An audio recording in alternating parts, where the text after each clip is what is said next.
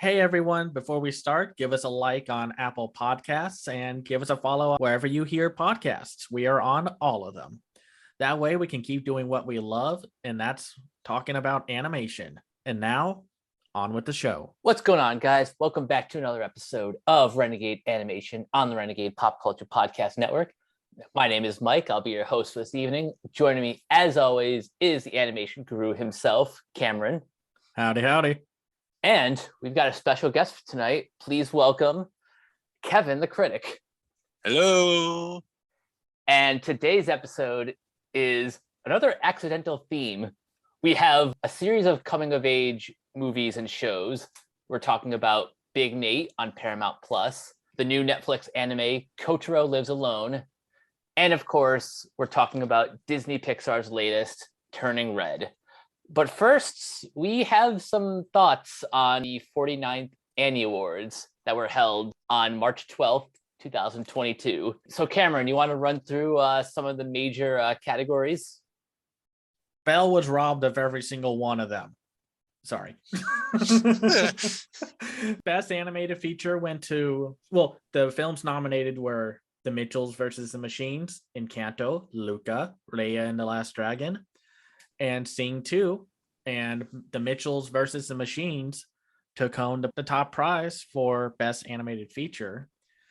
Now, Best Animated Feature independent or, overseas productions. The nominations were Flea, Belle, Fortune Favors Lady Nikuko, Pompo the Cinephile, and The Summit of the Gods. No real shock or surprise. Flea took home that prize. And then, of course, we had Arcane and The Mitchells versus the Machines took home pretty much all the other awards that mattered, like Best General Audience Animated Television or / Broadcast Production, and Best Animated Television Broadcast Production for Children went to My End 3. I'm happy about that because My End 3 is incredible. I kind of find it weird it's aimed at kids because it's about as adult and dark as Arcane in a lot of ways. Oh, is it? I watched the pilot for it and I was just watching is this a kid's show? Because I don't know. It's like somewhere in the middle. Okay, I'll have to see the rest of it. But I just got through the first episode of Maya and the 3 and I was like, okay, I don't know who they're aiming this at. Well, it's great. It's a fantastic show. So I'm happy it won. I'm just saying it's for children. And then a montage of just all the really dark moments pop up. And it's just uh-huh. And I know it's done by the same guy that did the Book of Life from however many years ago that was. Yeah, it's that same animation style, which I revisited that recently and was like, this is a lot better than I remember it being. Arcane, that's not a real shock to me that Arcane took home all the awards and all the acclaim because it was just a fantastic show with just some of the most groundbreaking animation of the year. Well, last year, just kind of what adult animation can be when you are given time, the money, and the talent to bring it to life. I wish Belle won at least one award. I just feel like poor Hosoda and G Kids, they pushed that film hard. They put it into a pretty wide release, bigger than most of their releases. Even before the pandemic, it got the Promare treatment or the Weathering with You treatment. Mm-hmm. And they were really wanting this to be the big contender against the big US studio films. And I'm just kind of bummed that it won nothing. No, the others weren't going to win anything. It really was a battle between Flea and Belle. And that's a shame because I also really like The Summit of the Gods. This year had a lot of tough competition. Well, yeah, even I saw Belle in a theater, but I had the opportunity to, and I'm like, yes. And so, yeah, it was really breathtaking to see something as gorgeously rendered as that on a screen. I'm like, I walked out I hope this wins something. It's a shame. I think if this was a lesser year, more room to breathe and such, Though I do give like films like Coda and Flea so much credit because they were able to keep up their momentum way past the Sundance hype. And not a whole lot of films can do that. I liked Flea. I very much enjoyed it and the story was gripping, but no, I just wanted Belle to win. But I'm so glad that the Mitchells versus the Machines is taking home the win. Like, I love Encanto and Luca. Yeah. I'm kind of indifferent to Sing 2. Sorry, Mike. I didn't care for Sing 2. I guess I'm alone on the island. I liked Sing 2, just not enough like you. I think Raya just had a very botched year of release, and it's a shame because I enjoy it, but also there's just a lot of tangential stuff attached to Raya. Ignore the discourse and all that jazz, but also be respectful to the people who have legit problems with the film. So, and Luca and Encanto, like, I love both of those movies, but man, the Mitchells versus the Machines was so good. Mitchell just shocked me because I remember when it was called Connected, and I was like, oh, this is gonna be lame or okay. Then I saw, I'm like, that was amazing. I was already like ready to love it because, well, Mike and I got to see a work in progress part of the film during 2020's Annecy Film Festival. Oh, wow. And we were able to see that scene during the first montage of when they're on the road and such, and they do that donkey trip thing and go to that burger place that has a 0 stars on Yelp or whatever. And there was just a different vibe to it. It's like, oh, there's something special here. But I, of course, lowered my expectations and then got a screener for it. And then I was just like, Nice. It's like, yeah. Well, so my sister was in the room when I started it. And, she didn't watch it with me, but she saw about like maybe 5-10 minutes. And she was like, this family reminds us so much of our family. Like, I literally am Katie in my family. Mm-hmm. Minus the video editing skills, I am her. And so I was like, you have my heart, movie. I'm Mochi. So no, I'm kidding. No, I thought this was pretty good overall, but I still, again, like I said, I wish Belle won a few things, or I wish some of the wins were kind of spread around. But I understand why the ones that won. It's like Arcane kind of just blew the doors off their hinges, and then it says kind of became like a race of like, okay, which of the big things can take home the awards? I haven't played the Ratchet and Clank game, but that's Insomniac Games. They are amazing at their animation. If they wanted to open an animation studio, they pretty much could if they wanted to. If they put that much love with their animation into from their games into a movie. I'm honestly surprised they haven't done so already. I've seen the cutscenes, and I don't have a PS4, unfortunately, but I've seen cutscenes from the Spider-Man game, and it literally looks like almost as good as a movie does. Their Spider-Man game was great. Some of these others are like, yeah, sure. Like Shang-Chi and The Legend of the Ten Rings. Like, okay, I understand that. Yeah, just seeing like it's either Arcane or the Mitchells.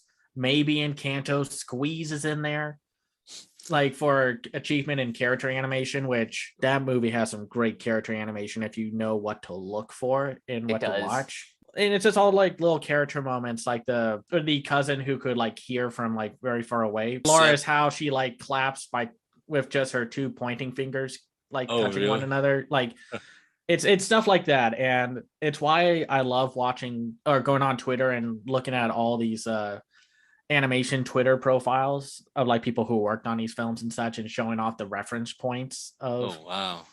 I need like, to start doing that. There's one for The Croods: A New Age. I'll have to share with y'all. I was happy to see Wish Dragon on that character animation front because that movie is such a fun little gem. The character animation was like one of the things we were praising the most about that movie. So I'm honestly glad that got the recognition. Yeah, I turned Wish Dragon on just because I thought it looked cute, and the way that they had them moving everywhere was like, I was really impressed in terms of the movement of how everything was done.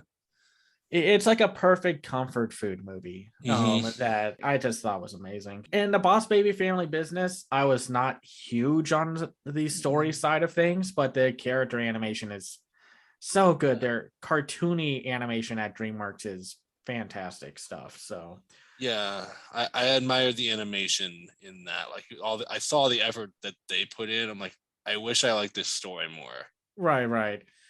Mike, do you have any ones that like stand out to you? One of the more obvious awards won was Lin-Manuel Miranda and Jermaine Franco winning for Best Music in an Animated Feature Production for Encanto. And Right. yeah, this is obviously well-deserved, but also kind of funny how Lin-Manuel Miranda was competing against himself because Vivo was also nominated. Oh, it was. He's basically competing with himself all over the place. He's inescapable. Lin-Manuel Miranda is everywhere now, and I kind of love that. Well, he was like what he had like 4 or 5 movies he was either a part of or starred in or directed or had a hand in last. He had like, I want to say, as far as I know, he had 3 major musically related movies that he was involved in last year, and all of them were pretty good. And then he directed his first feature film with Tick Tick Boom. That's another hat that he's wearing. Yes. Yeah, no, there's like, and there are some other like shocking and surprise nominations, like seeing Popel of Chimney Town, an achievement for music. That movie's music is amazing. And then also seeing The Witcher, Nightmare of the Wolf. It was in one of the other major awards. Yeah, I was just happy to see The Witcher, Nightmare of the Wolf. Mike, you'll have to watch that one. That one's a lot of fun. And there was actually a few that had like anime nominations in here, and that's just kind of cool to see. It's like anime is slowly breaking in. I feel bad for some of these nominations. It's like, oh yeah, Arlo the Alligator Boy existed. It's like, oh, I never saw that. Is it worth my time at all? It's very good. Solid. Okay. No, I recommend it. It's just like, is it a kid thing, or because a friend told me that it was a deal, but I didn't get around to watching it, and then it had been like a month or something. It's aimed more at families and such. Like fun. I like family things. Yeah, no, I think you'll have a good time if it has a lot of personality. Nice. It was just like an interesting look back at the year that was last year, and then it's just like, oh yeah, the Mighty Ones existed also for some reason. Oh yeah, they Winsor McKay Lifetime Achievement Awards. I will say it was funny when you messaged me. It's like, oh yeah, they're awarding some Studio Ghibli guy for the Winsor McKay Award. And yeah, like, I kind of undersold that. It's Toshio Suzuki, like the founder of Studio Ghibli. He's the executive producer and co-founder along with Hayao Miyazaki of Ghibli. I need to see more Ghibli. The only one I've seen so far is Spirited Away and about 20 minutes of Princess Mononoke. Well, it's all on HBO Max. I know I've got that, which is why I'm kicking myself. Like, watch Kiki's Delivery Service, lazy. Yeah, no, or if you want to get the worst one out of the way, watch Earwig and the Witch first. It'll be all uphill from there. You know, maybe I'll do that. I'll just like get the terrible one out of the way first, so I don't have any expectations. Well, I feel bad calling it terrible, but then I was looking on Amazon the other day and I saw it. They had like the full complete Blu-ray for $6, and it's like, yeah, that's not good. A Blu-ray for $6. Well, I mean, it's a steal. I'll take advantage of that, but still. Sure. And there were a few that I wish got more awards, like Centaur World and Kid Cosmic, but it was all good. Mike, do you have any other like closing thoughts before we move on to the shows? My closing thoughts are watching the ceremony was really just a reminder of how much I love this medium. Right. No, it's just a very fruitful medium and industry that hopefully they fight for and get better deals. Hashtag new deal for animation. Yeah, I just caught up on what that was this month, and I was like, yeah, they need to fix that up. Yeah. So, all right. So let's talk about Paramount Plus's, I think, first real big deal that's not related to Star Trek. Okay. Yeah. Like, do they have anything else big than Star Trek? Because they've been marketing Picard everywhere. Define successful. No, I know they had that Rumble movie about monster fighting. No, I'm joking. Of course, they have a few solid things about Paramount Plus, but they still have a ways to go to be like anywhere near Netflix or HBO Max. Thing I've used it for, like, I've used it to watch some Star Trek things. and a couple of like older Paramount movies, like the Jack Ryans or something. I used it to watch some old Jackie Chan films. Oh, that's awesome. Because they don't have proper US releases. So it's like it's the one way you can watch these movies. Do they have Police Story on there? No, but that's on HBO Max. Okay, I've been wanting to see that. Yeah. Okay, so Mike, how about you tell us what the heck Big Nate? Big Nate, based on the comic and book series by Lincoln Pierce, follows the misadventures of Nate Wright, a semi-incompetent, spirited, and rebellious sixth grader. His friend group includes Francis, Teddy, Chad, and Dee Dee. Nate hates social studies teacher Mrs. Godfrey, whom he considers his nemesis and calls her names like the school's Godzilla, or as he calls her, Chalkzilla, and the firm principal Nichols. At home, Nate lives with his single father, Martin, and girly sister, Ellen. So it only took me like 5 minutes to absolutely fall in love with this show. Everything about the art style to just its like wild sense of humor, it clicked with me instantly. It also doesn't hurt that this is very much taking a page from the Peanuts movie from 2015. That movie already was like a pretty big deal for animation for the next like half decade. Kevin, your general thoughts on Big Nate? It took me a couple episodes to get used to the flow of it, like just the general energy of it. I thought most of the humor was pretty funny, and I like the animation style of it throughout. Like, as somebody who wasn't in love with how it was used in the Peanuts movie, I thought it worked a little bit better for this because this is a bit comic bookier, a bit wackier than that one was. I guess it's the thing of like, I'm so used to seeing the Peanuts characters in traditional 2D. And when I saw them in the 3D, 2D kind of medium space where this is in, it threw me off a little bit. Maybe another watch would warm me up to it. I overall enjoyed this show. I think it has a lot of fun energy and it's very creative with its visuals and gags and jokes. And there are definitely some episodes I like more than others. Yeah, I hate episode 3. Well, it's like all things considered with how things go, how like most of these shows could like end up. It was just refreshing to see a show like this, to see this like distinctly like this faux stop motion look, and then have like all these things that most CGI animated shows don't get to have, like shading and texture. And textures. Like all the characters have this cool like handcrafted look to their characters. It's like if you look at the behind the scenes and the commentary of the Mitchells versus Machines, where they're like, oh yeah, we made sure every hair on Rick's beard looked like it was like painted or drawn on. It reminded me of the Captain Underpants movie, to be honest. Yes. Like it reminded me so much of that. I'm like, yes, I liked that. So when I started looking at this like I did that movie, I was like, yeah, I connect with this now.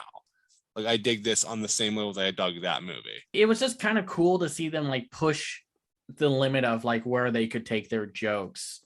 Oof. And they went like everywhere. It has a very much a Hot Fuzz or SEAL Team level of humor of just like, we're just going to throw constant jokes. It could be a little manic for some people, but there's a rhythm to it. And it's like how I talk to people about Buddy Thunderstruck on Netflix. It's chaotic and it can be loud, but it's not like constant noise. It's not Fairview, let's just say that. But I like that it was more like a mixed media look for its visuals, and like they use like 2D cutouts or paper craft, and the only thing they were kind of missing were like puppets if they were wanting to go the route of like the Captain Underpants film and such. I'm curious about if this was just like a really good functioning team that was able to all make this happen, or Paramount and Nickelodeon had like a lot of faith in this project, because it seems like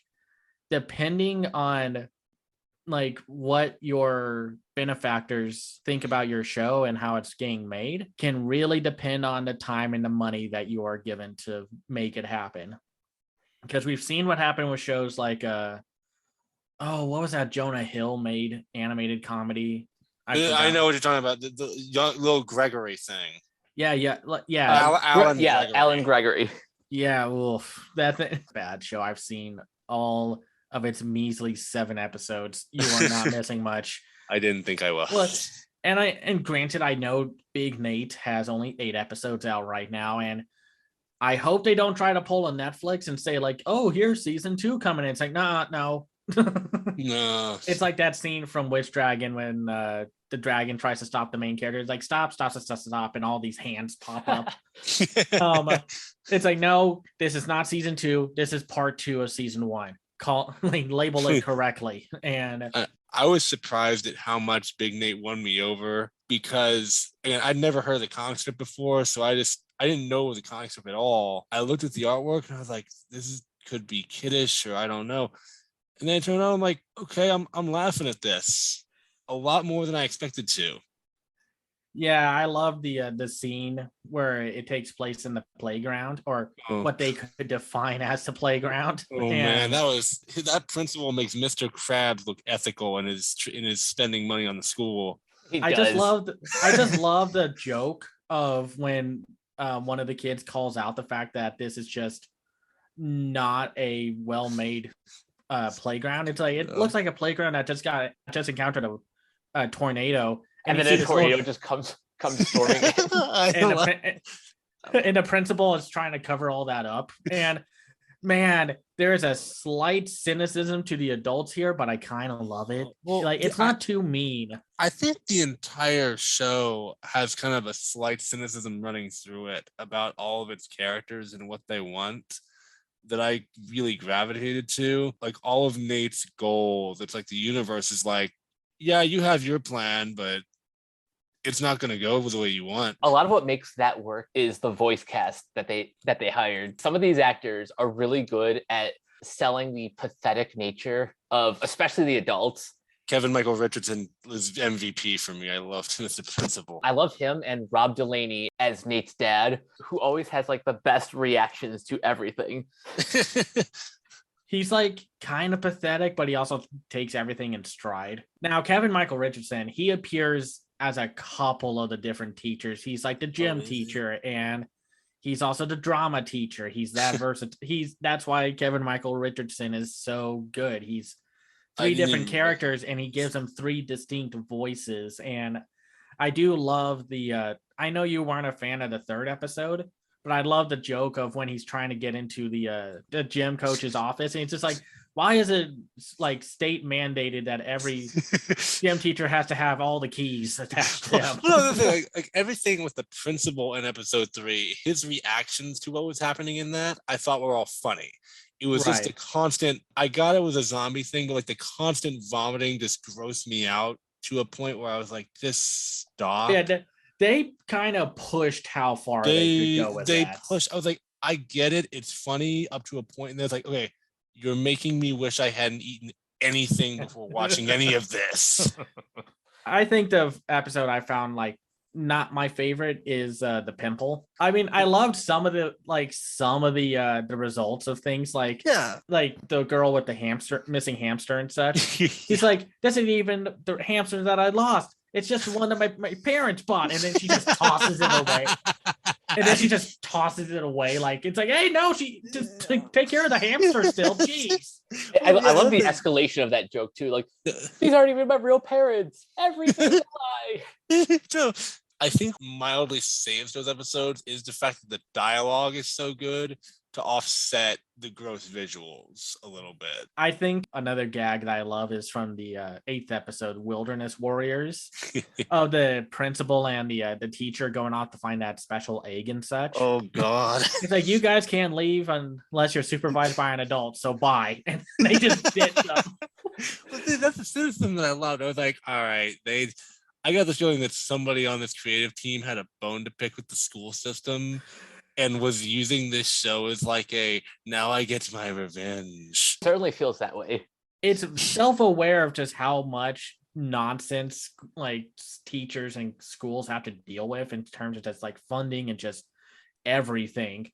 Yeah, but it's also taking the wind out of them a lot. I loved the episode where Dee Dee gets a new drama teacher who's like super, super supportive of her. How awful the old drama teacher was. That was just so much like, It was a Yeah. lot. What really helps with like this show are the character dynamics. I think the kids are a lot of fun to watch. Like Nate himself is your typical like I'm your lovable troublemaker character, Yeah. but Ben Giro does a great job as the character. He's just a lot of fun to watch. And then did y'all spot Jack Black? Wait, where was he?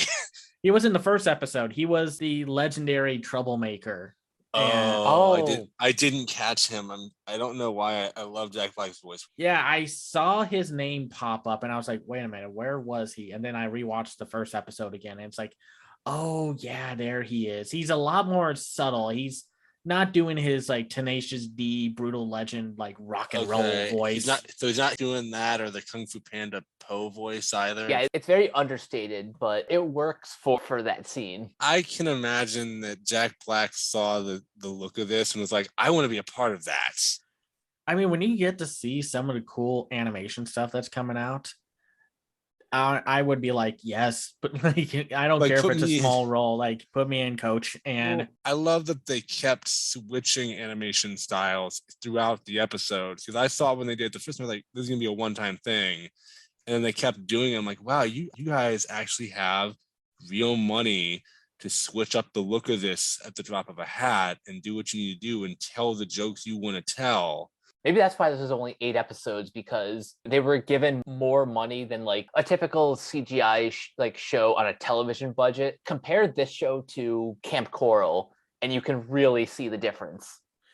well, it's like the problem with Camp Coral and that Rugrats reboot. And I'm not going to judge them on like overall quality. We're just talking about their animation quality.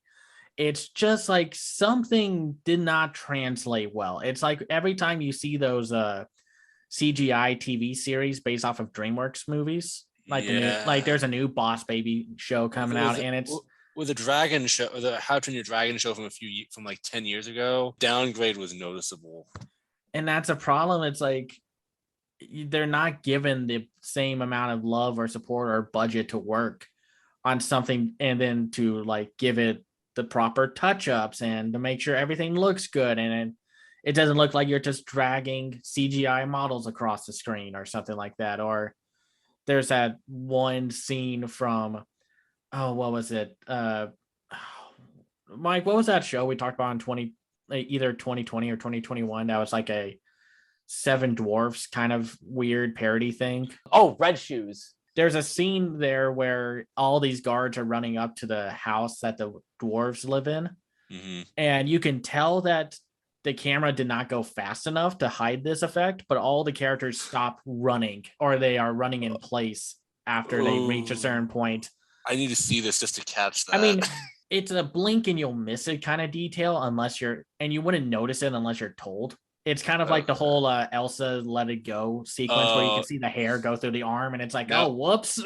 I mean, like, again, you won't notice these things unless they're really put up front. And yeah, Camp Coral and the Rugrats show just don't have the same polish that Big Nate has. And I'm curious to know if that's just better working conditions, better pay, better talent, or they were given the tools and the time to make all this work. Because if they wanted to, they could have made this like given a little more polish and such and made like a animated feature with how this show looks. That's what I was thinking too, where it was like, you've spent so much on this. Why didn't you just go ahead and make a full-length movie with these designs in this world you've made? Because it is feasible to me. Yeah. Like, I'd see a full-length movie in this world with these characters if the writing was still up to snuff with it. Oh, same. Yeah, we're getting to that point where we are seeing like more money is being put into these studios, or the production committees are going to very specific studios to get all of these done. Like, I mean, you look at Arcane, that was done by a overseas production in France. And if you know the commitment to the art of animation overseas, then it makes sense that Arcane just looked like mind-meltingly amazing. And here it's like it's that same style. It's like how I think Captain Underpants was either made in like with a French studio as well. And that's why it's like, oh, wow, no wonder why it has this visually distinct look to it. Uh-huh. And I wouldn't be surprised if that's what they partially did with the upcoming The Bad Guys. And I hope the writing matches it. yeah, Because the visuals of it look very distinct from other DreamWorks productions. right. But yeah, I want to give a quick shout out before we move on and such to the voice cast, because we have like Ben Giro as Nate. We have Dove Cameron as Ellen Wright, Nate's sister, who I think she's a very fun character. She's good. Dove Cameron's great. And of course, Rob Delaney as Martin Wright as their dad. And he's just great. There's a lot of nice, dark little jokes from time to time with him. Arnie Pantoja as Teddy Ortiz is great. I like Bryce Charles as Dee Dee. And Dee Dee is like the scene stealer, kind of like the sane person among the chaos. And even she has her own craziness. She slowly became my favorite character outside the principal. Yeah, because of how much like the principal's my favorite character. She's like right next to him. Then we have like Charlie Shatler as Chad Applewhite. And I have to say, I love that sequence where he talks about his immersion therapy to lizards. You can see that was a very Monty Python inspired. Oh my god, when they did that. Oh, that was wild. And then you hear that song in the background. They're like, you say where the road goes. I tweeted out while I was watching this, like watching Big Nate is like being on something in a good way. Yeah, right. And then we have like Daniel M.K. Cohen as Francis, who's a lot more interesting as a nerdy side character than you would think. Like, you would think he'd be the buzzkill, but everyone's kind of like each other's bad influence in a lot of ways. And I like Carolyn Hennessy as Mrs. Godfrey. And of course, we all said Kevin Michael Richardson as Principal Nichols. It's just a great cast of characters and a great cast of actors. And I know we're being kind of vague and we kind of went off of a couple different tangents with this show, but there's no like overarching theme. It's just what kind of trouble Nate gets into, and does he cause it, or is it caused by some other internal or force from the outside and such? But it's a lot of fun. It's one of the few things that I've watched on Paramount Plus where I was like, man, I am actually very impressed with this. And there's just not a whole lot. It's like this and maybe Star Trek Prodigy. I'm watching it partially because one of Mike and I's favorite actors, Jason Mantzoukas, is in it. So yeah, he's funny. Yeah, we would follow him everywhere. Yeah. Last year he kind of followed us everywhere. We were like, it's like, here we're talking about this show, and oh, look who shows up, Jason Mantzoukas. If you like a slightly more chaotic comedy and shenanigans filled show that's not really story focused, definitely give Big Nate a watch. We all definitely recommend it, and it's the most lightweight of the shows. And to be clear, when I say lightweight, that's not a bad thing. It's just like you're there for the laughs. It's there to give you the laughs. It's there to give you this high octane roller coaster ride. And that's what it does, and that succeeds in that regard. Before we move on, do you guys have a favorite episode? I think mine is either The Ledger of the Gunting or The Wilderness Warriors. Mine might be Go Nate, It's Your Birthday, if only for the Mad Max inspired cutscene in 2D. That was a work of art. Mine probably be either Wilderness Warriors or probably Wilderness Warriors. That was a really strong one to end on. Oh yeah, that was a good one too. Yeah, it was. I do like Valentine's Day of Horror for the ending of when the principal, who's like been driven to the point of like, and then he realizes like that note that he constantly ignored at the beginning. So it's like, oh yeah, they're not coming today. We'll reschedule next week. And he's like, here. And then like opens the window, but then goes right through the wall. This show's just a lot of fun. Definitely. There's so much in the Valentine's Day episode that was so funny. I just wish it was less gross. So let's move on to one of the new anime series that Netflix helped produce with Kotaro Lives Alone. And now this is based off of the manga by Mami Sumura. And the animation adaptation, there's a live action version of this also, which also only goes for 10 episodes, which is kind of interesting. So the show is directed by Tomo Makino. It's written by Hiroshi Sato, and it's produced by Light in Films, which Leiden, I love y'all. I really loved Salaryman's Club, but y'all gotta kind of chill a little with your with how much work you're doing. Just kind of take a step back, man. So, Mike, what is Kotaro Lives Alone?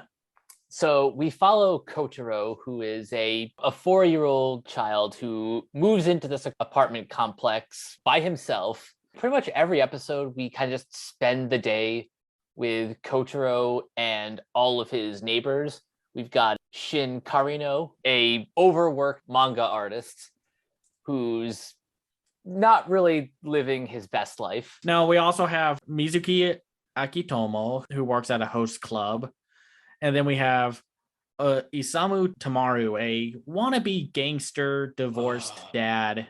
And then we'll get into like all the other characters and shenanigans that they get into. It's really a slice of life show with a bit of a hint of drama connected to it, but we'll get to that. Overall, Mike, what did you think about this show? So full disclosure, as of this recording, I haven't finished the whole thing. I still have a few episodes left, but from what I've seen so far, I really enjoyed this. It takes a minute to kind of get into the rhythm of what the show is doing, but once you kind of like find the groove, it really started to work for me. Kevin, what did you think about this show? This is one of the few anime that like we've introduced you to. So what did you think? Generally, I agree with Mike. I think it takes a couple episodes to kind of get into the ebb and flow of it and to kind of just go with the character dynamics of it. But once they click in, I thought it was entertaining, slice of life, a little bit of comedy, a little bit of drama. I liked it. I thought it was pretty easy to watch. I really love this show. It takes a little bit of time for it to finally like click into what kind of show we're watching and like what the overarching point and what the deal is. But even then, getting to that point is a lot of fun and it's really cute and funny. Though I will say, Kotaro, who's dubbed by Shirami Lei, I'm a little distracted by that, not because of like any acting per se. It's just she's great. She brings this cute, like stoic stubbornness to Kotaro. But I also know her from like 100 other different anime, like from High Rise Invasion, where she was the maid mask at the beginning, or if you've seen like BNA, the brand new animal, she's Michiro Kagamori, the main that's character. Her too? That's her. And then there's probably the one that's like, whoa, wait, what? She's Noi from Doro Hidoro. And it's just kind of interesting. Like, I am expecting Kotaro to just beat someone to death or smash them into the wall because the same actors played Noi. well, he's got that sword, so he could one day. Yeah, he could. Well, luckily it's a plastic sword. So okay. I think what's really interesting is just the very low key like vibe and atmosphere to show. It's very quiet. It's got kind of a Yoshi story soundtrack with all like these little kid toy sounds and musical instruments that in the background. And it is just Kotaro encountering and interacting with his different neighbors and just how the neighbors react to him, his living situation, and then how their lives are different after either meeting the other tenants or how their lives are better or like something new has happened to them because of Kotaro living there. Now, I will say Isamu Tamaru, I didn't like him until they revealed what his deal was. I know his character was a little weird. I thought they had to be a little more careful with how they handled him. That's the huge issue with it, because it's like a lot of the jokes are kind of weird, and then they started giving his character much more nuance, and he's just like there's a reason why he's so excited to have Kotaro as a neighbor, because it's like, oh my gosh, here's this kid that I could be like a dad to. And even though the show is very well aware that his actions are off-putting, like they do lampshade that fact. Technically, maybe he should have not been so much at one point. His character is certainly a lot. I'm glad that I kind of looked up the manga a little bit to know that this is clearly a show aimed more towards an older audience, despite Kotaro himself being only 4 years old. That fact does kind of come up a couple times throughout the show. They're at least aware of how out there this premise can get. Yeah, but I do like his character once there's more to him. Like when you are actually introduced to his son that he had like in his ex marriage, he has more of a backbone, and he's also like his more protective side comes out of like when Kotaro goes to kindergarten for the first time. He and the others like go there and be like, okay, is he okay? We'll make sure he's fine.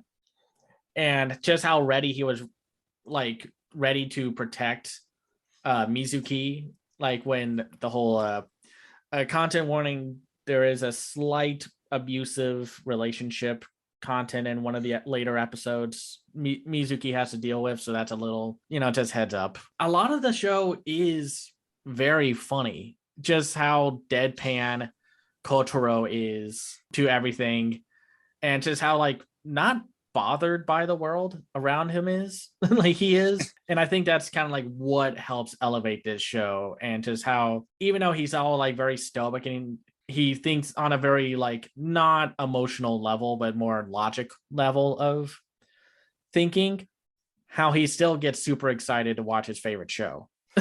Oh man, that Barney show, that they did great with that. Like, yep, this is a total bad little kid kindergarten show. Yeah, but I mean, like, I get it. Like, there are so many like little like child friendly mascots in Japan. Oh, there are. It's like it's a parody kind of thing of those type of. I got it with a parody of something. I just been doing it with like a parody of Teletubbies type things. No, it's just a lot of it. Like, I loved how like even inspired Shin gets for his manga by being like, oh my god, this show is so terrible. Why the heck am I watching it? But then it also helps him become a better manga artist. Yeah, I liked how they handled that. Like the show and the kid and how childish he is and yet how adult he attempts to be. Like now I kind of want to talk a little bit about the voice cast before I move on to like the shift in tone at points with this show. Actually, let's talk about that first, because at first, well, I don't think of it as a negative, to be clear. I think it's just very interesting because a lot of the show could have been fine if it was just Kotaro just deadpanning all over the place with just real world events and just dealing with his neighbors and such. This almost could have been like a kind of sort of educational show where it's like the characters are just like viewing the world through a 4-year-old's perspective, and that's like sort of the lesson of the day for each episode. Right. No, and then right around I think about the halfway point, I probably episode 6.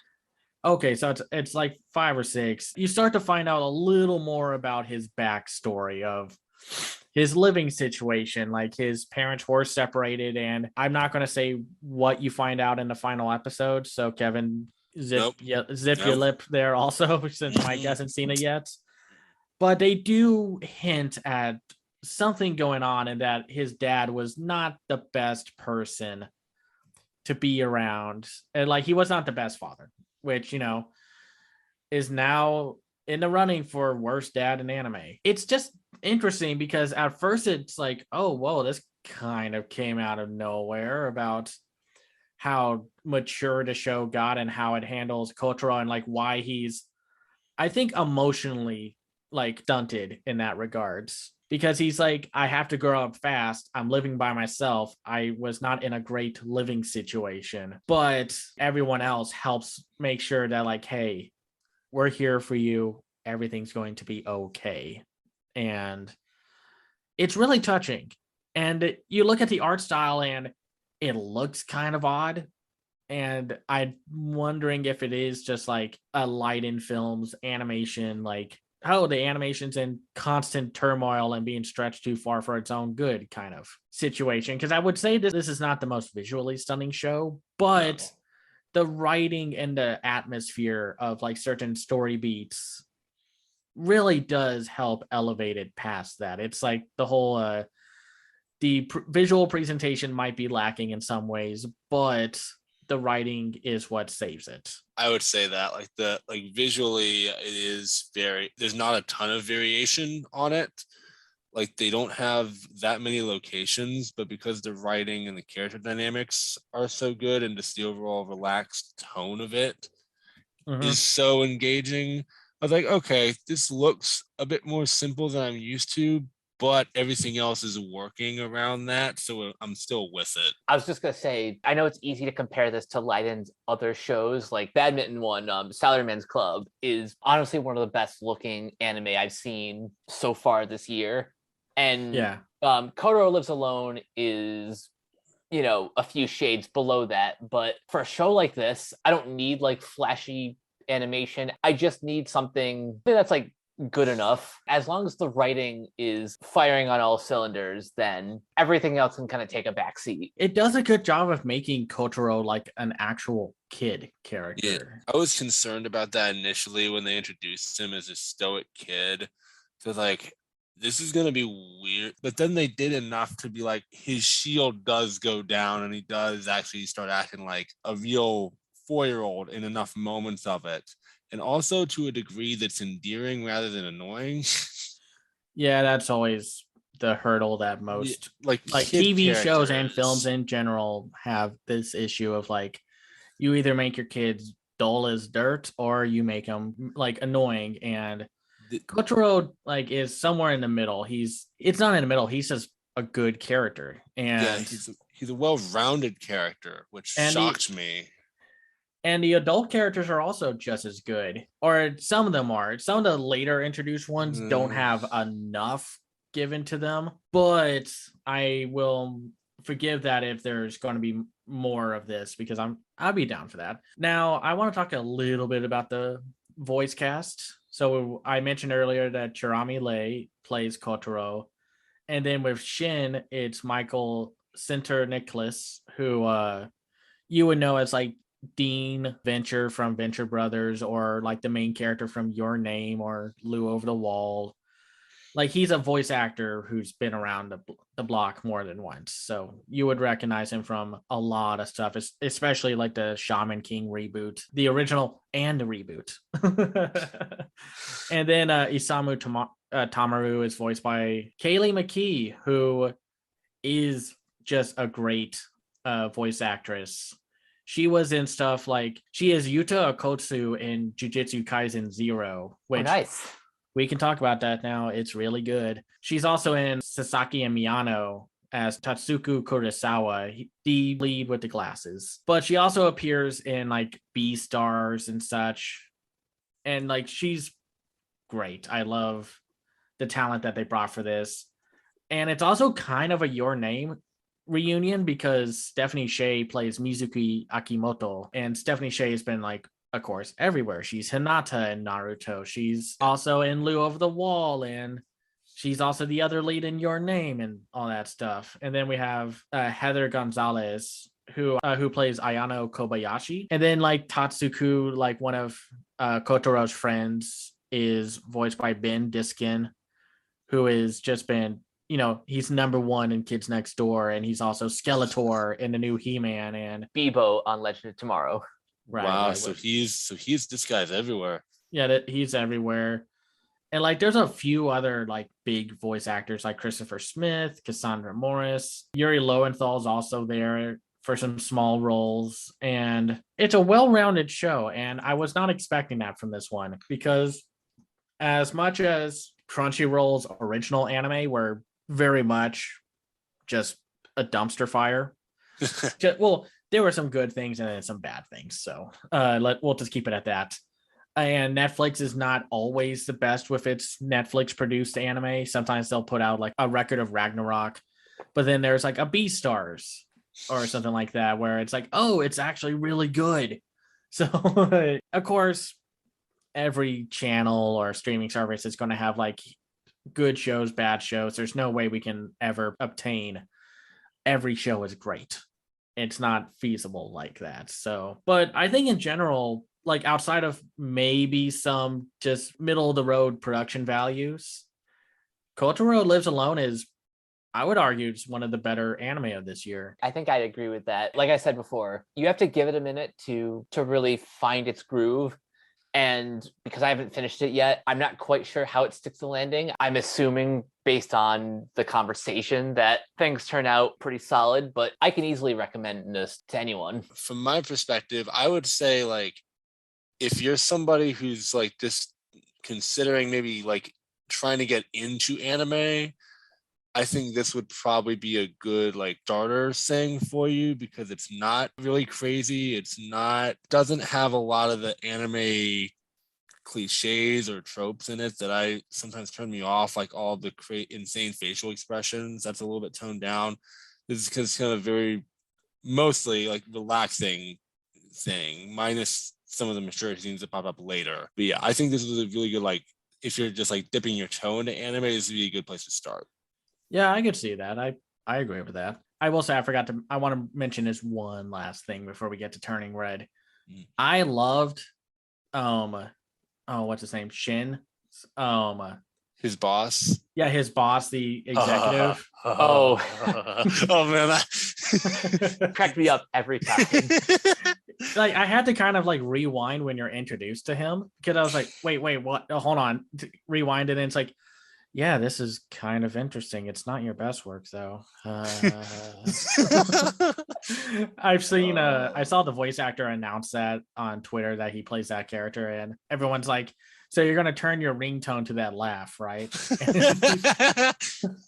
Yeah, it's like yeah, no, this is great. Every time I go to that character, I just got a smile on my face. I couldn't wait to see what he was gonna say to him. Yeah, it's like you know what's going to happen when he comes in. You're going to hear that laugh, and I'm sure they had to like make sure they got that. It's like watching One Piece's dub, and then like every character has a very distinct laugh, and you have to capture that, or else it's like, what's even the point if you're not going to capture the laugh? That's why everyone has like fei like as a laugh, and it's like, really, that's how you laugh, or something like that. But yeah, definitely give Kotaro Lives Alone like a good recommendation because Netflix, they're being very inconsistent with what they're doing with either weekly releases or they're just dumping onto the service. Because it's like Comey Can't Communicate and Blue Period, which actually does get better. I was kind of surprised by that because we weren't very warm to it back when we talked about it in fall. They did weekly releases, but for Kotaro Lives Alone, they just dumped that whole show, all 10 episodes in one day. And it's like, this show could be so good if Netflix would just pick something. Do you want to release it all at once or weekly? Just don't make people like, I want to know, like, why is this one not a weekly release, but Comey Can't Communicate is? If I had to guess, I think it depends on which ones are actually co-produced by Netflix or which ones are picked up at the last minute. Yeah, it's just interesting because it's weird. Because I know a lot of people don't like the Netflix jail situation of just like, we're holding your anime hostage until all the episodes are out. And then we dub all the episodes. And it's like, okay, that's fine. I'd rather sometimes get all episodes at once. And then sometimes I'm like, hell yeah, I like turning in weekly. Or sometimes it's like, well, I'm not enjoying this weekly release, drop. Or like, this all 10 episodes are here, but I'm on episode 5 and I'm going to call it quits. So it's like, you're not going to win. And sometimes it doesn't really matter how it's released. Sometimes a show is going to be watched by a ton of people and some just aren't. So let's dive into our final topic of the night. And let's talk about Domishi's directorial feature debut with Pixar's Turning Red. So a few things to talk about first. Let's get this out. One, Disney's corporate side and Disney's artistic side are very different. No one is happy with Disney's corporate side right now. I'm not happy with it. I don't care that Chapek apologized and promised to do better. Don't promise, do it. I'm not going to stop judging you. I'm not going to forget that because, the damage is done with what they've done. And you can't separate the art from the artist in this situation. Disney donated money to a very bad and hurtful bill that will hurt LGBT kids. And when Disney's trying to be all like, we're your family, which is becoming more cult-like than. When I saw like the Disney adult homes, that's when I was like, this is seedy. Like this is getting to a very uncomfortable place of you're trying to induce a cult-like mind state of Disney adults. We're not happy. We don't condone his recent actions, and I won't be happy until pretty much he's gone. I'm sorry, I'm just going to say that right now. No, I'm fine with that. Get him out. The entire company looked bad and just slapped the face of every LGBT person that they have working there. Yeah, the people working and making their acclaimed shows like the Owl House and such, or Proud Family. And so that's why it's always such a weird thing when the show's like technically being meta and directly insulting companies and corporations like Disney. And it's just like, it's meta commentary about Disney from Disney. It's like, wait, there's a disconnect there. Well, it's like what Warner Brothers did with The Matrix 4, where it's like, Warner Brothers is going to force you to make this if you don't. It's like, that doesn't help. That doesn't help. That makes it worse that you know. Well, I like The Matrix Resurrection, so but we'll keep that there. Unless we're going to talk about something like with animation that's in it. So 2, we're going to talk about the weird, really uncomfortable, and frankly gross reception that this film has gotten before and since release. And our complaints and our put downs are not aimed at people who did not like this movie. If you had you didn't like how it was written, or you think, oh, it didn't make the landing, that's fine. That's perfectly okay. You're not the target.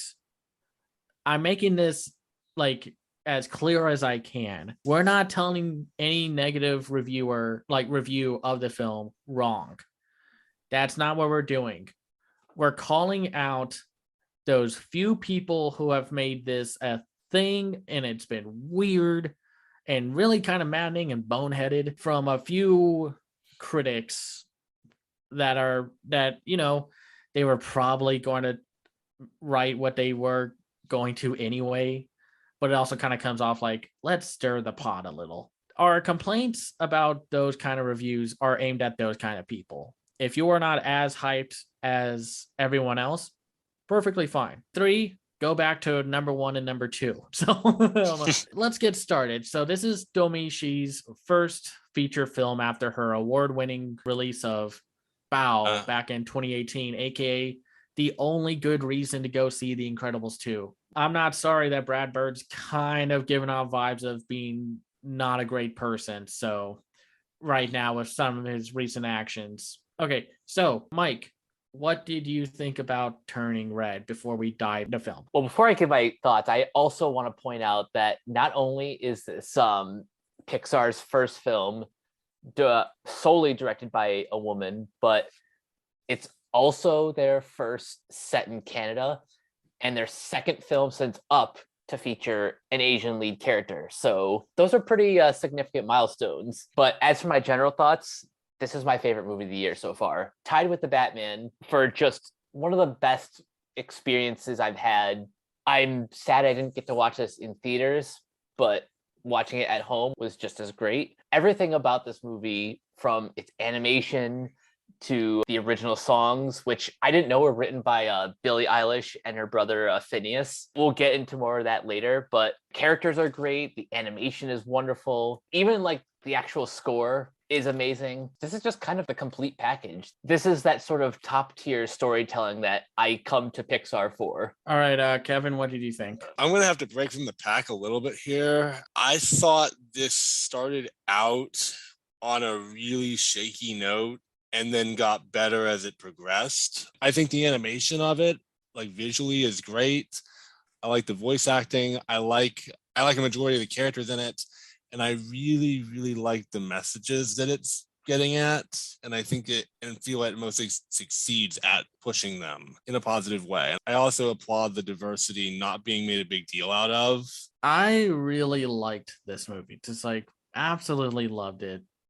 This is what happens when you let new and creative individuals come into play and they get to make their own movies, which while this was one like this and Lightyear were technically the last two films that were greenlit while you know who was running Pixar. But I think I'm going to give more credit for Pete Docter because I feel like under his run so far, he has been able to make sure there are new voices coming out of Pixar because that's how you get great animated films. You get them by getting new people instead of relying on the same three or so directors, because that's kind of what happened with Pixar. They had like a handful of directors and then they just relied on them and doubled down on them. And that's not healthy. That's what happened to Disney during their dark days. Like they would,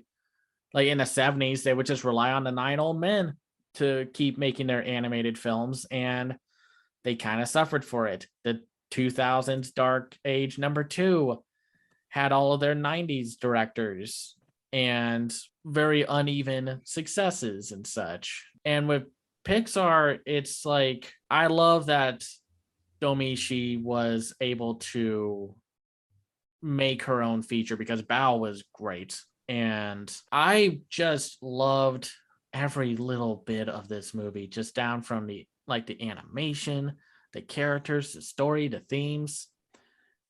It's going to be the best animated film of the year so far.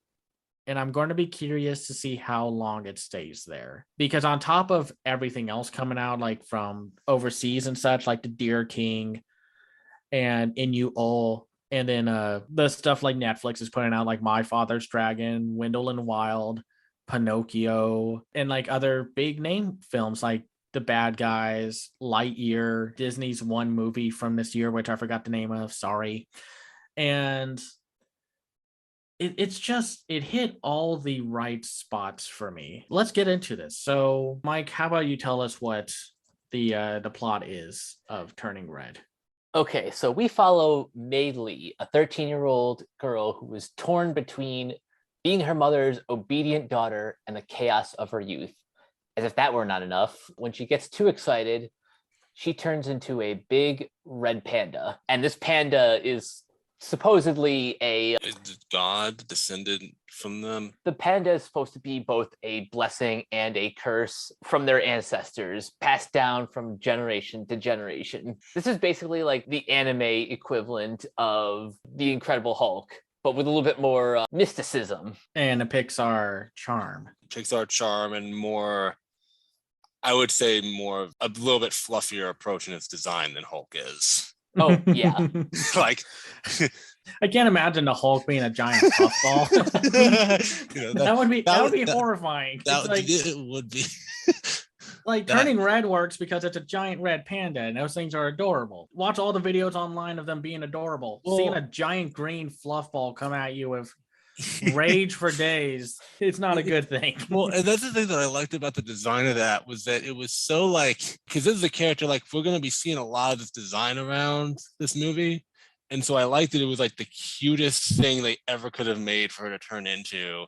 Like, oh, it's so adorable whenever she poofs into that. So cute that they actually turn it into merchandise. I loved that. It's like, yes, like shirts and keychains and all of this cool stuff that like entrepreneurs would totally do in this situation. The other thing I liked was that I think these are some of the most authentic feeling teenage characters I've seen in a very long time. Absolutely. Like, I've seen some people online be like, they were annoying. I'm like, have you been around a 13-year-old? Regardless of gender, have you been around a 13-year-old? A lot of them are like this.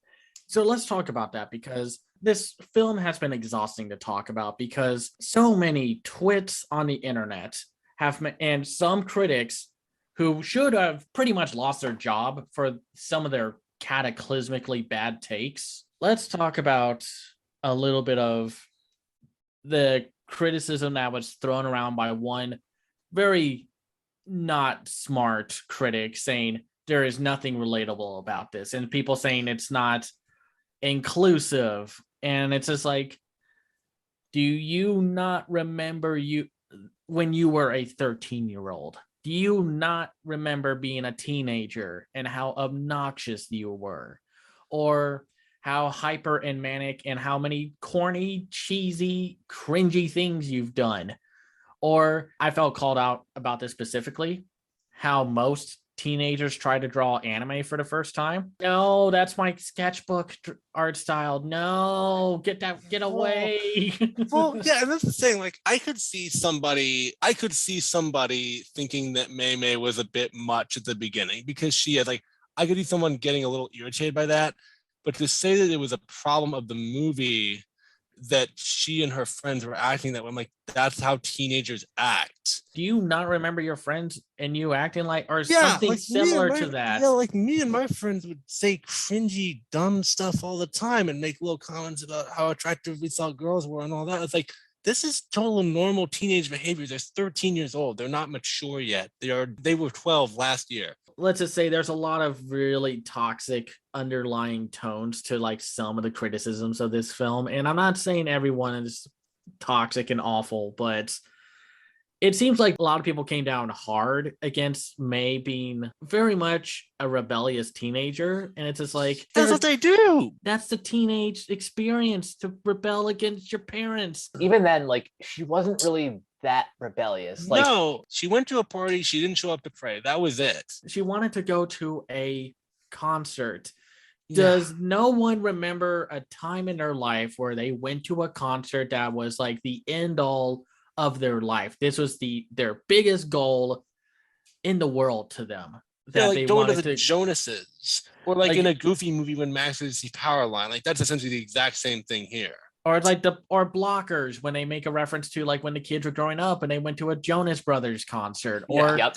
okay, Yeah. so, or it's like, well, I don't go to concerts. Okay, well, change concerts with like seeing the first Sam Raimi Spider-Man, or like the launch of a brand new video game that you were looking forward to, that it was like it would define your personality for the rest of your life. Or even now, with how many people get excited for like the new Pokemon, or going to see BTS in concert, or seeing the new Marvel movie. Like, are you telling me that you, or for the more non-comic book fans out there, seeing the new A24 film, have you never had that kind of experience? I have acted like these characters every time the animation is film lineup happens. I'm just like excited. I'm gushing. I'm about to lose all like senses and just be like May when she was running away in her panda form, and when she's like stopped right in front of the convenience store and then did a whole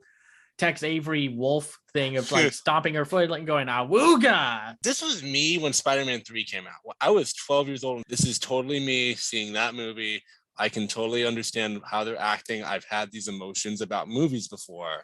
And it's also like this film takes place in the early 2000s, and that's kind of amazing and surreal. That's awesome. I loved it. All the little phones they have, and like all the phones, and just how like when boy bands were still the biggest thing ever. Oh my god, they nailed that. They nailed the boy band so okay, yeah, much. we talk about Four Town for two particular reasons. One, I genuinely didn't know until I read the credits that Billie Eilish and Phineas wrote the music for this movie. All of the songs that they wrote are bangers. The main song, Nobody Like You, which is kind of used perfectly in the climax. It's the theme of the movie, essentially, or at least of May's character. Yeah, there's Right. also One True Love, and I think my favorite is actually You Know What's Up. They captured like even down to the production of like Oh my all god, those the groups, concert. like Backstreet Boys, NSYNC, 98 Degrees. If Four Town were a real group, they would have fit right in with like those late 90s, early 2000s boy bands.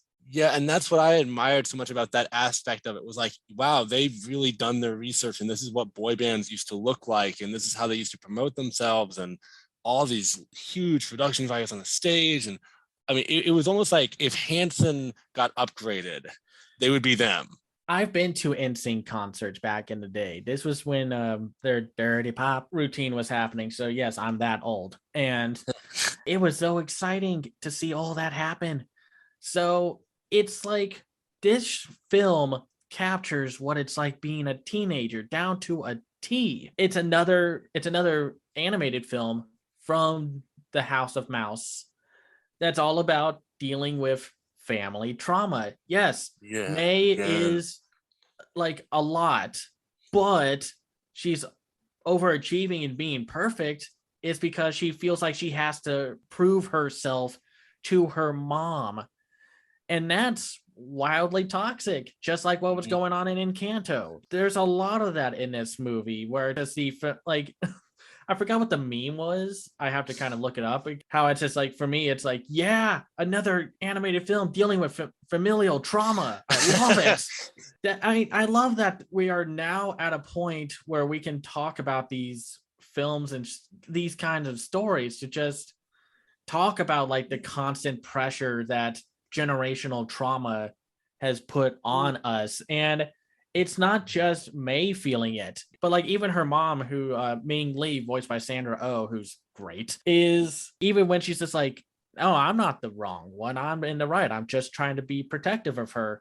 And then you hear the phone ring, the dad goes and picks it up, and he's just like, it's your mom, I'm not here, bam, it just rolls off the couch just to hide from it. It's like, oh, so you know what it's like. My biggest problem with this movie is that I think the first act of it, the stuff they establish is good, but I feel like the tone and energy level of the first 15, 20 minutes is a bit too wacky, and the mother's overprotectiveness, specifically in dealing with May's drawings, is way too cartoonish compared to how the rest of the movie goes in a much more grounded and mature direction. One of the fun things about this film's visual style is that a lot of this can be seen from May's perspective. So I think that's why it feels so cartoonishly like the end of the world. Like when she finds the notebook, and then it's just like, what is this boy doing to you? And it's like, nothing, it's just me doodling. And then, I mean, I understand what you're saying. I'm just saying it's just like, from her perspective, this is just like the most volatile thing ever. I understood that. Like, I thought the stuff with May specifically, like the drawing and freaking out when her mom picked up the notebook, that they nailed. Is just the mom, the way that the scene is written, where the mom goes into the store, is too much.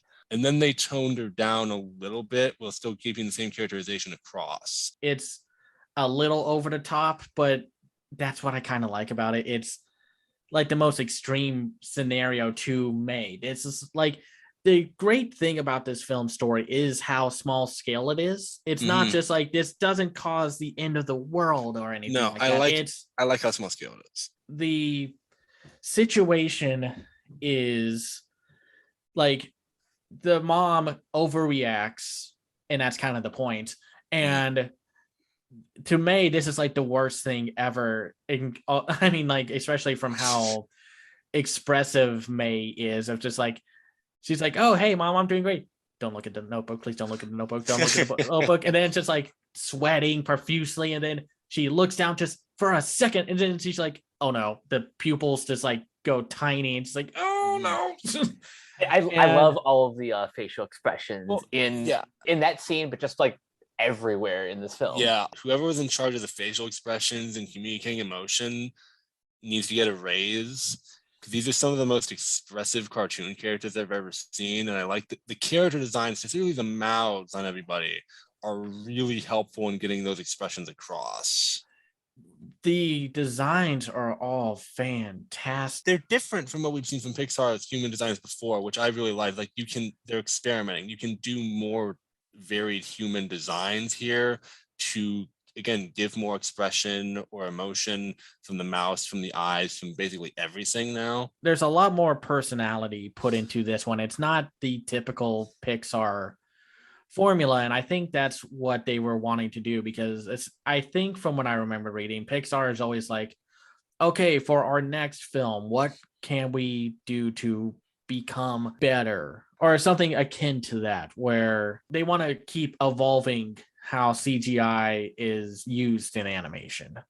And that's why this one kind of has a bit of that Sony Pictures animation blood in it. It has some of that Lord and Miller style, like Mitchell's versus the Machines, like expressions, and just how they do all these little details, like when there's just like an oh geez moment, like where it's like the whole world cracks around May, or just like how dark she can look at times. And then just like when they go to that spirit world, when they were trying to get rid of the red panda spirit and such, it looks like this painted look to all the bamboo and such. It looks amazing. I love all the scenes set in the astral plane. Yeah, the astral plane was really like, it reminded me of The Legend of Zelda a little bit.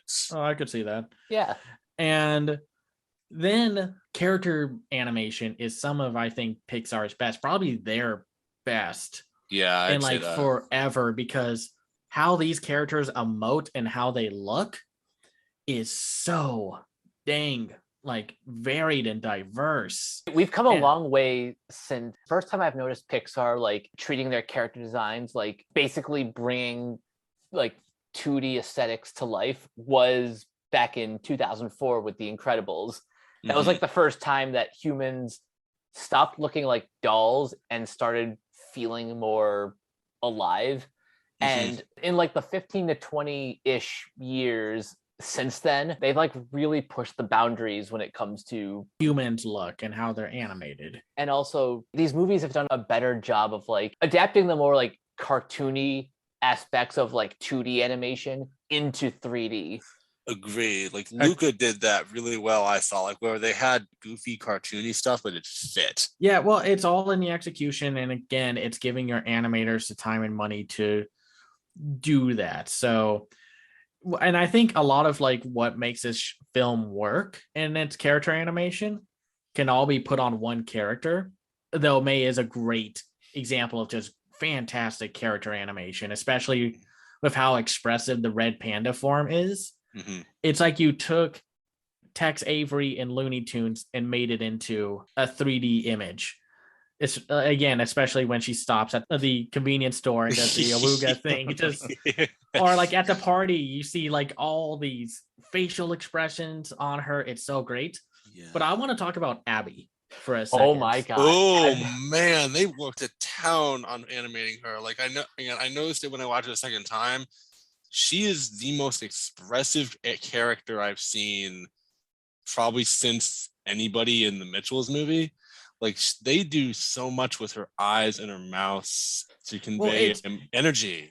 It's even more than just that part. What makes her so distinct to me from what I noticed and observed, and this is me, I love rewatching movies and just watching the character movements and how they make all that work, is that she never stands still. Like when like one of the first times you see her and she's talking like with May and Miriam and Priya, she is like fidgeting in place just because she's just ready to as they say like at the beginning of the film, burn the place to the ground. That was the funniest lines. Like yes, do it. And again, I love that they're so proactive as teenagers. They want to help change the world, which is awesome because we could definitely use more people like that. But one of my favorite moments with Abby was during the dodgeball sequence, with how she was holding on to 2 dodgeballs. She would like fidget around like a robot gun turret. It's like ready to just like move, like hop, move around. And then she almost pulled the Henry Cavill at one point, like kind of like cocking her fists with the dodgeball. Yeah, they did. And like they did such a good job giving everyone else very like distinct animation. Like Priya is like chill and laid back and stoic, and so she's just like very still. Like she doesn't move a whole lot, so she just does like the most extreme move to like one side or like to the left, to the right, and like she's still just standing in one place. Miriam is kind of like the middle ground. The middle ground character, and she's great. I love her like interactions with Mei Lee, and though I also love like some of the stuff with the side characters, like the dad and how he's a great, like Jin Lee, the character who's voiced by Orion Lee. He is so good. He's probably one of the best, like the most underrated characters in the film, because it is so hard to get good dad characters in animation, and some of them can be the worst. I didn't like how docile he was for most of this. Their personalities were so different. Like but then like they have a scene near the end where they kind of deepen him a little bit, which saved them. Well, Sorry, I'm going to disagree with that. I don't Okay. think there's a problem with him being docile. I did kind of notice like he didn't really get the most attention until that scene you're talking about where like he actually has a heart to heart with May, saying like, hey, I know you think your mother as one way, but she's no different than You are when Mhm. she was your age and such. And it's more just like I like his character movements. And I love how like when they show him off when he's cooking, and Yeah. then in the morning when he's just like, oh, I could take one of these donut things. And then but then Ming Lee is just like, nope. And but then like when Ming Lee goes to like when May, realizes she's turned into a giant red panda, Ming He Lee goes snatched up it. and then you see Jin just slowly move his hand over, takes one of the Oh. donuts, and In terms of his character movements, he was fine. Like, and I guess it felt like he got a little bit less attention in terms of like lines or character depth until that scene near the end of it, where they gave him some, and it made sense. well, I disagree with that because throughout the whole movie, he's given these small little moments up and that lead up to that one major moment because like he understands and can tell that there is so much stress between like May and Ming, and Janice is like, I trust May, and then Ming kind of shoots him down like that. I don't question like some of the things like why she married him because and I'm sorry, and I just got done watching and reviewing Human Resources. Love is just accepting the things that you love and like working together to deal with the things that like your flaws and such and whatnot. Yes, I know sometimes like he did not get the most development out of all the characters, but I think what was given to him was great. And I love that scene with him and May near the end and just how he talks with him. It's probably the best, one of the best scenes. There's a lot I of agree. great scenes. I'd say I it's agree at with least that. my top three I favorite agree. scenes. I agree with that. When they got to that scene, he has a really, really good heart to heart with her. I was like, okay. He said he would hinted at subtly, like he's had little lines here and there. There was just his big moment with her. I like they had a little father-daughter moment there to really just solidify that relationship. And I like the family dynamic. I mean, I think all the character dynamics are pretty great. I like how May and her friends act. I like how May interacts with Tyler, the worst kid in the world. I hated Tyler. Tyler was the worst. He was the literal worst. But I did like when he shows up at the concert and he's just like, Tyler, no, who's Tyler? I'm not Tyler.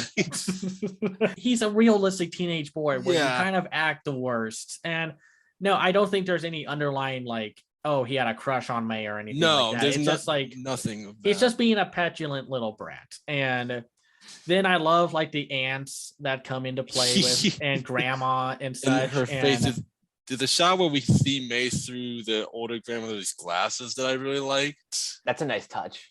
That's a really good effect.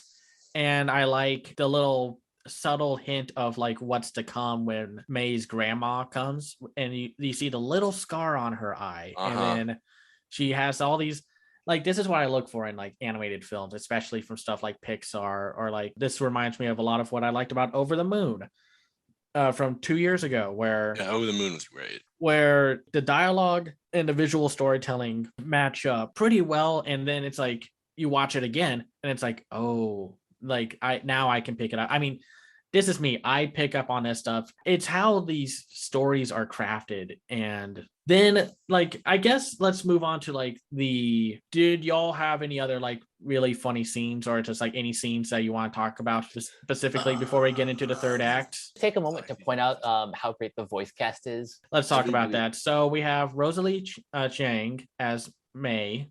We have Sandra Oh, we have Ava Morse, we have Hyen Park, we have Reddy Ramakrishnan, then we have Orion Lee, we have Wei Jing Ho, we have Trishan Alaric Chen, we have James Hong, which you already make your movie 100 times better when you introduce or have James Hong in it. Yes, you do. You have Addie Chandler, you have Sasha Ruiz, you have Lily Sanfilippo, and then, of course, May's aunts are voiced by Lori Tan Chin, Lillian Lim, Sherry Cola, and Mia Tagano. And then for the boy band, Four Town, which there were 5 members, by the way, are voiced by Jordan Fisher, Phineas O'Connell, Josh Levy, Topher Go, and Grayson Villanueva. It's a really good voice cast, and Sandra Oh is so good. And I don't see her in too much of a lot of things, so I know she's in like Killing Eve and such, which I know she's great in that. And I think that's what's kind of interesting about this Pixar film. There's not a whole lot of recognizable names. I enjoyed that quite a bit because something that I pick up on a lot in animation, it's not just little details and stuff, but it's also like if you have a celebrity in your cast, I'm going to notice it. And even with her, I didn't realize that it was her until I was reading the credits. I thought everybody did a great job of playing their characters and vocalizing just right to get the emotions across.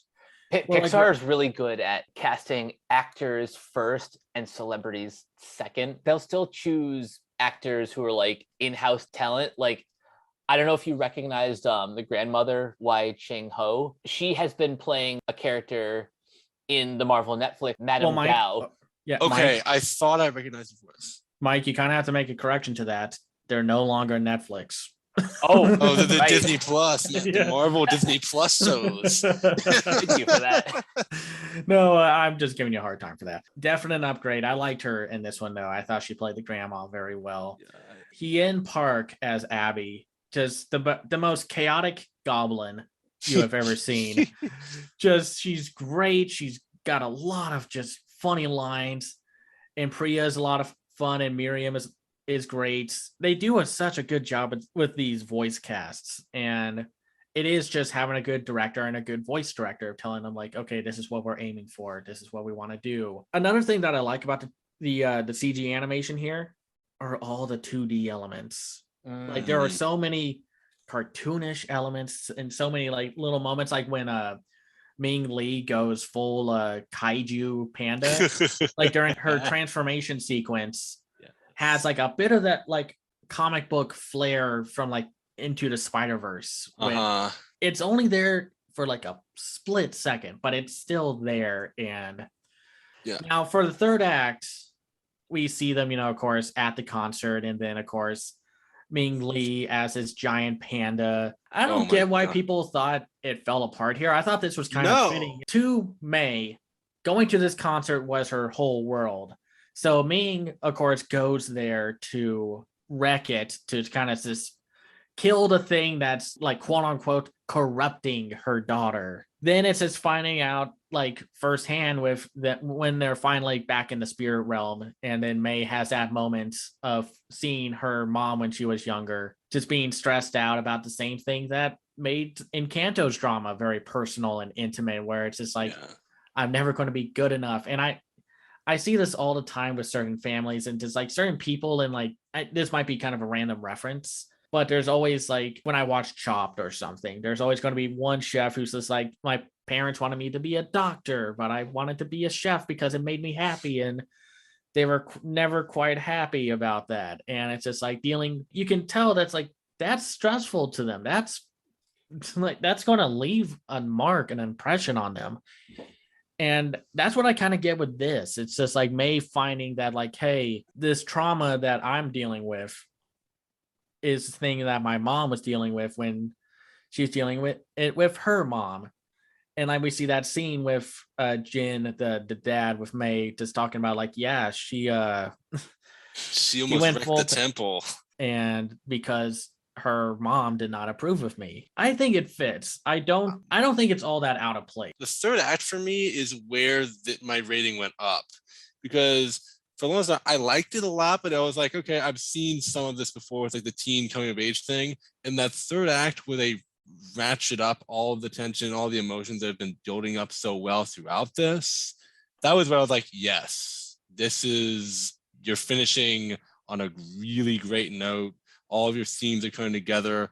All of your character drama is working so well. And, it just ends in a way that I thought was very emotionally impactful. Like a lot of Pixar films do, they end on the strongest note possible. I don't know if you guys saw the film Colossal from, I think. I did.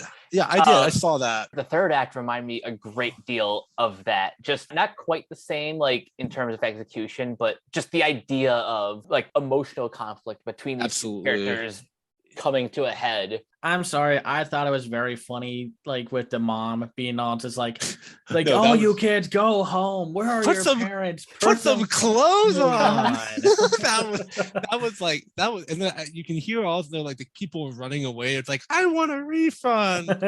Yeah, there are a bunch of little funny lines from the like passersby in the crowd during that final bit when everyone's running away before they do the circle thing. But yeah, It was that third act. I did not see it going there. And I was like, I'm so happy you went here because, yeah, this makes total sense that you would, like, if you needed a climax for this story that was going to be really emotionally impactful, this is what you do.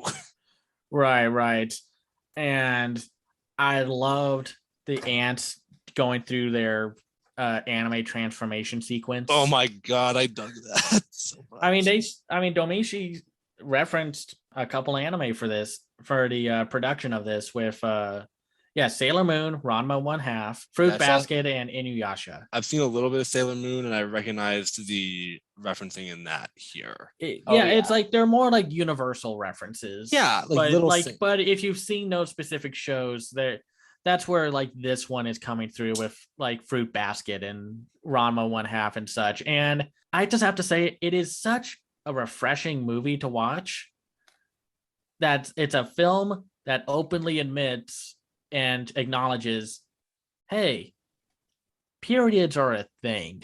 I saw somebody on Twitter be like, it's so refreshing to see a film that it admits that both periods and Canada exist. Oh, I saw that tweet. No, that was hilarious. And like, another thing, that one scene where she takes the pads to the school was my too much point.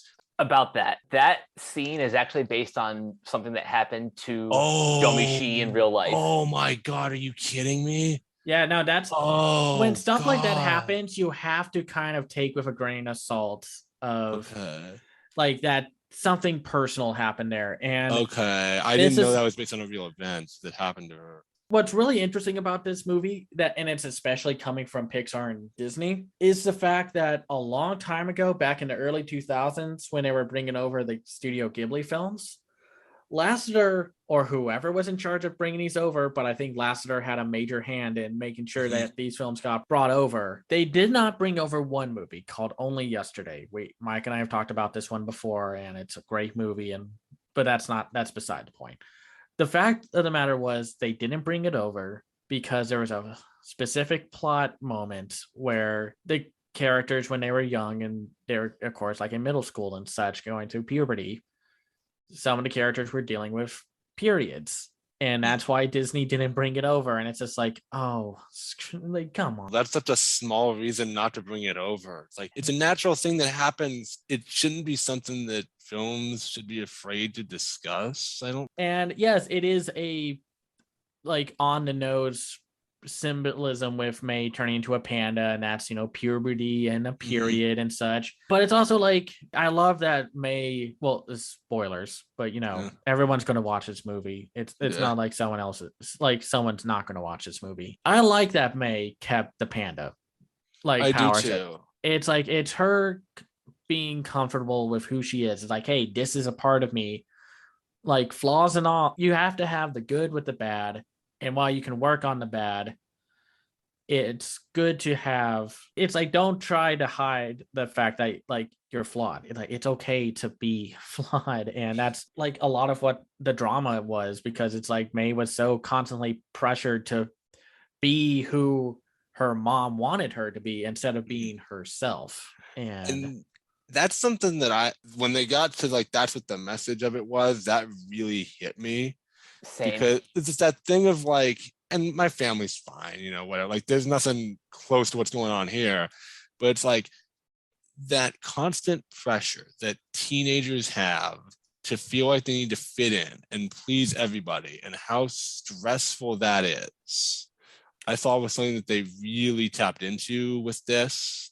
and that May hides her emotions from her mom initially to keep her, because she's afraid that she's going to like displease her. And I thought that that was something that's like, yes, like that in Encanto to a certain extent as well. Both these movies are about like, you need to be able to be yourself and recognize that you are not a perfect person, and that's okay. And I think that kids need to understand that it's okay to be a flaw and work on yourself. Well, it's interesting that some people kind of criticize this as the moral. It's like, oh, it's just another be yourself thing. Well, yes. Why do you think we keep bringing it back up? It's something that kids need to be constantly told as they are growing up and becoming their own person, that unless it's something extremely messed up, you are great as you are. Yes, I get the criticism of too many movies are like be yourself. The way that this goes about saying it is what makes it work. It's a more honest version of the kind of Aesop's fable we've heard a bunch of times before. Like, be yourself. There are kids who have controlling parents. I mean, again, probably not to this extreme, but like, I'm sure there are kids watching who have felt the emotions that she does about their parents and are frustrated and trying to parse it out with themselves. And so I like that they were honest about like, yep, these kind of controlling parents exist. They have stuff too. It's a very well-rounded kind of exploration of somewhat messed up families that I think is still approachable for kids. Like, even if they don't get the full brunt of it, they're going to enjoy the panda shenanigans. Right. For the overall, like, the experience, this film felt super refreshing for Pixar. And I like feeling that, because as much as I love Pixar, sometimes even great studios like them can run into a pattern, per se, like a routine. And Domishi is hopefully the igniting point of this becoming a new trend of Pete Docter finding more talent to make more movies, like get more female directors, get more like non-white directors to direct movies and their experiences, because we're slowly getting there.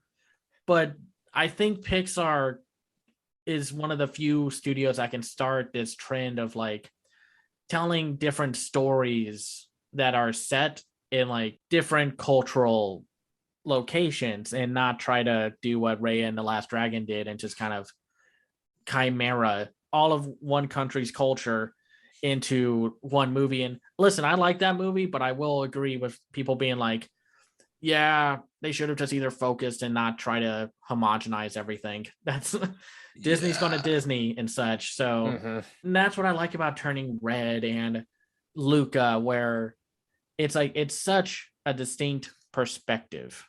And I want to see more of that. Did anyone watch the documentary? I'm going to watch it later this week after my own review of it's posted. I'm happy to put it on there. I'm interested to see what the creative process was behind this, because this is unlike anything Pixar's ever put out before in terms of tone, in terms of theme, in terms of just the cultural aspect of it. And so I love that they put this making of thing on there so we can see how they put this together. I hope they package that with the Blu-ray release, because that would be kind of a shame if they left it off, but I'm sure they will. They have to, because it's such a good look at not only just like, you know, your average behind the scenes documentary, but specifically with how this film was produced and how most of the production staff was female. Just getting the chance to see that was pretty inspiring. And it does give me hope for Pixar moving forward. It's just healthier that way. Getting diverse voices, getting other people to work on like making stories from their perspective or from their culture, or just something different than what Pixar normally does, is a good thing. And it's good for that for everyone else. So like for every other studio, I want to see DreamWorks do this. I want to see Disney's main studio do this. I want, and not homogenize everything. I want to see Illumination to try their hand, maybe. They're kind of doing that. They got Benjamin Renner, who's a French director who did like Ernest and Celestine and the Big Bad Fox and Other Tales. So I'm hoping to see that. So they're expanding out now, because it used to be just like Chris Noladondri and Cinco Dario or Cinco. It was like the same 2 or 3 people. Yeah, the same 2 or 3 guys working on everything. It's like this all feels the same. And before anyone says anything, yeah, I am leaving out Sony Pictures Animation for right now because they are already being diverse and interesting. So Yeah, it's like they're a step ahead. they're like 5 steps ahead. So yeah, I think Turning Red is just a great coming of age story.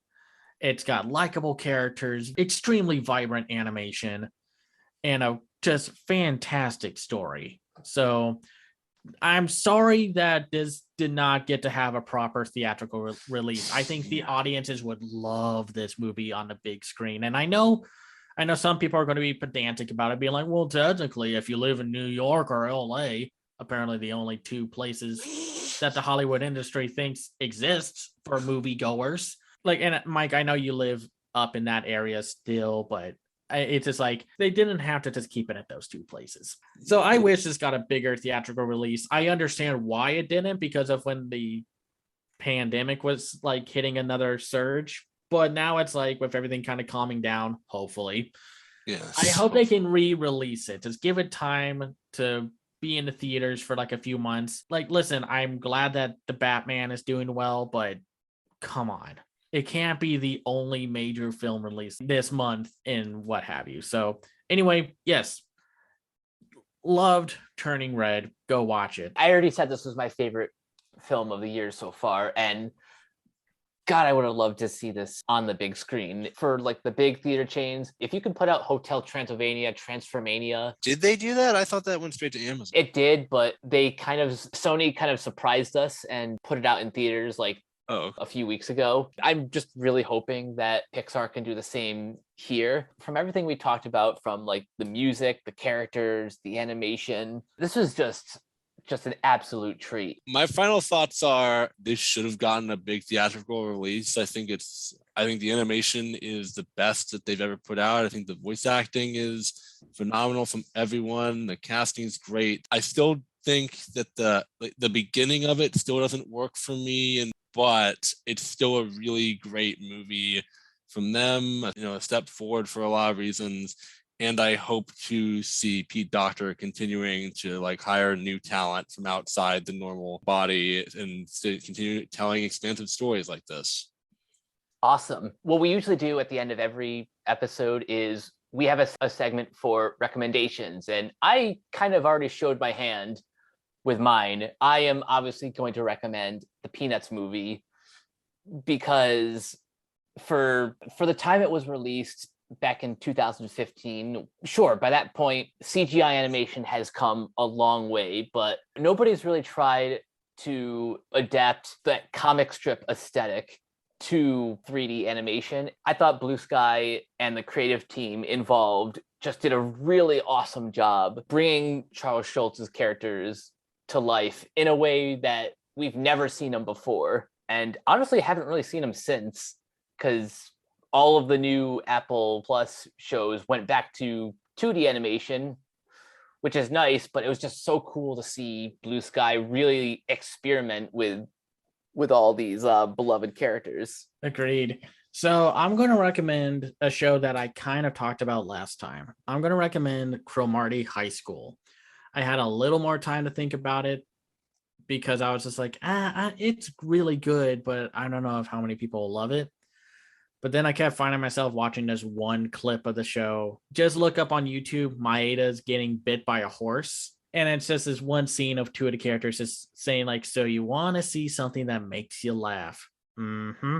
And then this one side character gets attacked by this horse. And then these 2 like no-name characters are just like, oh no, Maeda's getting bitten by a horse.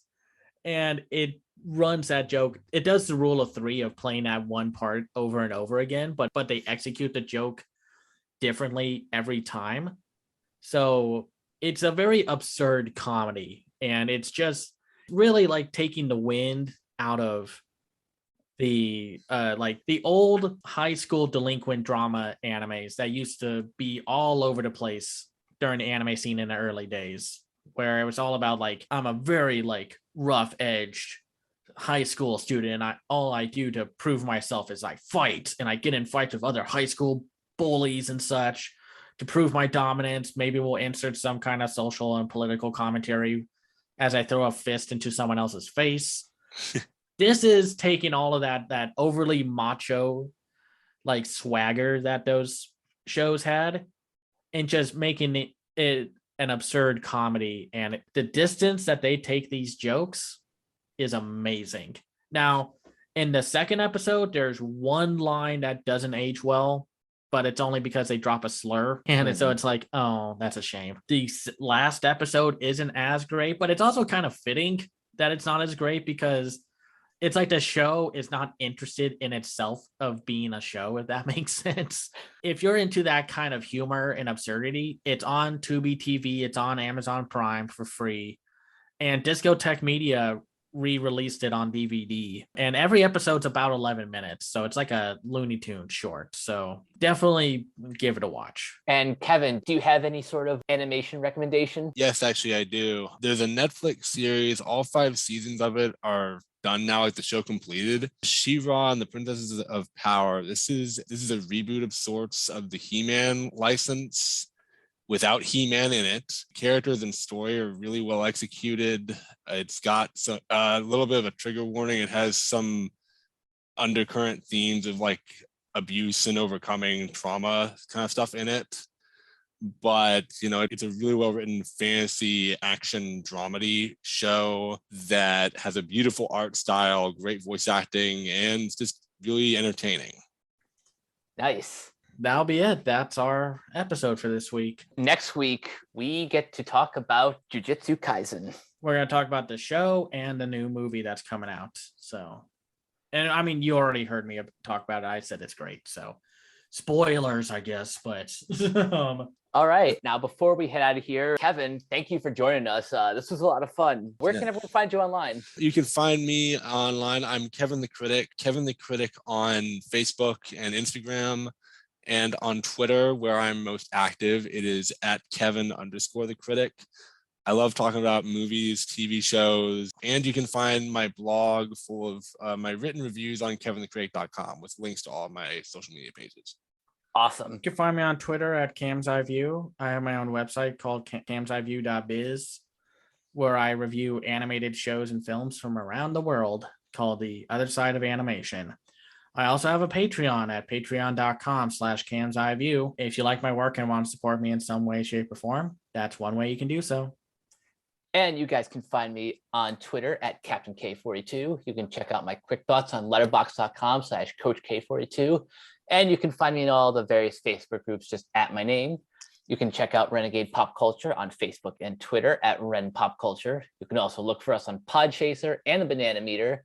Listen to all of our podcasts on Anchor, Spotify, Apple Podcasts, wherever you listen. And last but not least, everything can be found at renegadepopculture.com. Need an escape? So do we. That'll do it for this episode of Renegade Animation. We will catch you guys later. Peace out.